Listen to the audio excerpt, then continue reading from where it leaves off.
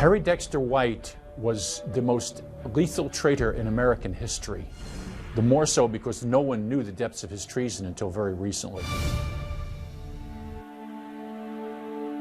He was the youngest child in a family of Lithuanian immigrants who moved to Boston, grew up in a rather tough neighborhood where he was belittled for his intelligence, probably also experienced a certain amount of anti-Semitism.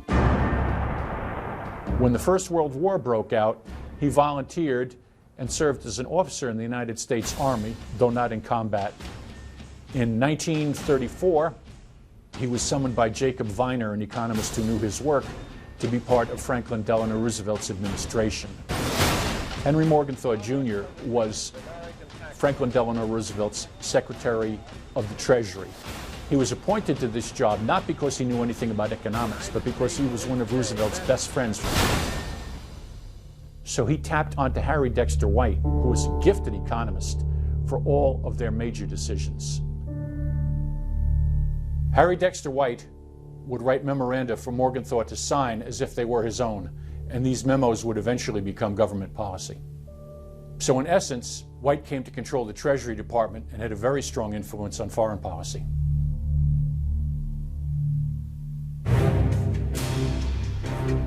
In 1941, the Hitler-Stalin Pact was crumbling around the edges. The Soviets begin to panic that the Germans are about to invade them. Meanwhile, in Asia, the Japanese are the major anti-communist power, and they begin to threaten Russian territory in Siberia and Mongolia. The Soviets were now threatened on two fronts.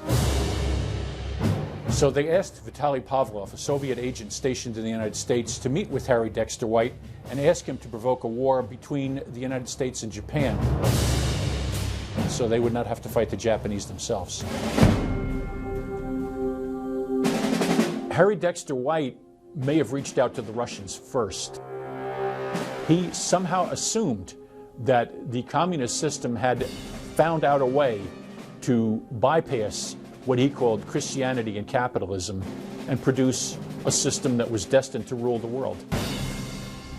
And he wanted to be part of that. By 1936, he was passing information to the Soviets on a regular basis. He would take papers from his desk or from his briefcase, give them to a Soviet courier whose name was Whittaker Chambers. Chambers would have them photographed, then bring back the papers, and White would return them to his desk without anybody being the wiser.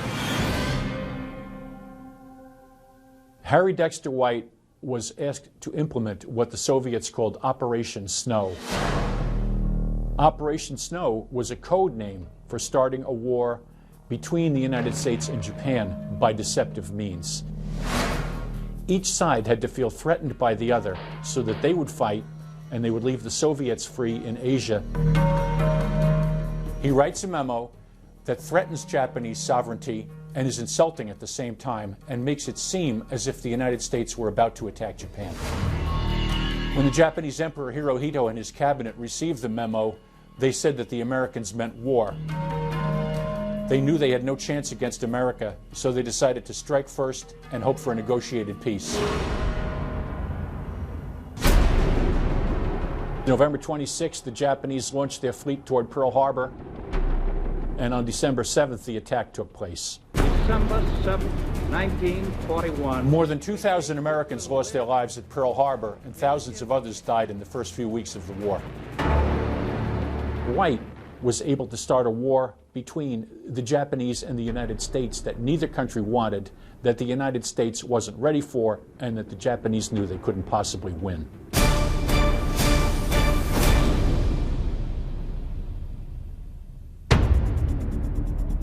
In 1940s, the Finns in Finland picked up a Soviet code book. They sold it to the United States for $15,000. These are called the Venona decrypts, and they were field memos from Soviet spies in the United States to Moscow. They discovered that a man named Jurist was described as providing a large amount of valuable information and that he was a close friend of Morgenthau. By following their itinerary, they found that the man, Jurist, who was traveling with Morgenthau was Harry Dexter White. Well, White was mortified And he actually demanded a hearing before the House Un-American Activities Committee to clear his name. In fact, he wound up virtually incriminating himself instead. He was so sure of himself that he would say, yes, he was my friend, yes, he was my friend, I knew him, and the people he was identifying as his friends were Soviet agents. He even knew about a dark room in one man's basement where state secrets had been photographed and passed to the Russians. The hearings were a disaster for White. He took a train back to his farm in New England, and on the way back, he ingested a large amount of digitalis, which he was taking as a remedy for heart problems. Digitalis in large amounts is fatal. White died 3 days later. After the attack on Pearl Harbor, after Hitler declared war on the United States, the American people were told we were fighting to liberate Europe from Hitler, which was true. We were fighting to liberate Asia from Japan, which was partly true. But the fact that we were breaking up the Japanese Empire meant that somebody was going to have to protect Asia from communism. And that somebody turned out to be us. The legacy of Operation Snow is that with the collapse of the Japanese Empire, Korea, which had been defended by Japan, became vulnerable, was split in half, and the Korean War. That killed 32,000 Americans at least. Vietnam was next to fall to communism, and essentially the whole region today is chaotic.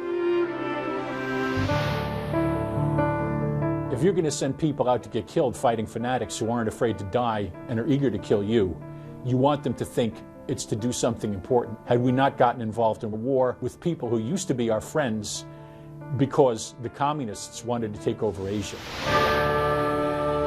how is that going to play at the VFW?